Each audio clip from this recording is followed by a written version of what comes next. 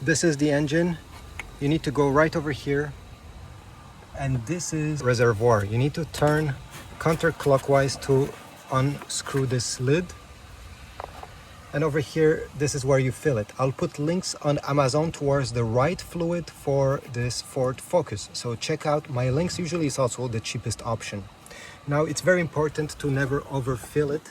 And over here you have a max line. Okay, there's a small arrow pointing, so never go above this line. Okay, preferably right over there.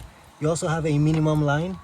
I know it's hard to see, but yeah, fill your reservoir in between the max and the minimum. It's quite a thin line, but yeah, you should be able to see that. Once you're ready, put back the cap, screw it clockwise. Make sure it's tight. If it's not tight, you're gonna get a message in your dash and you will wonder why it's happening. So make sure it's tight and you are good to go. If you like my videos where I only talk about the subject, I go straight to the point, leave a like, a comment down below. Check my Amazon links to support my channel, and I will see you in the next video.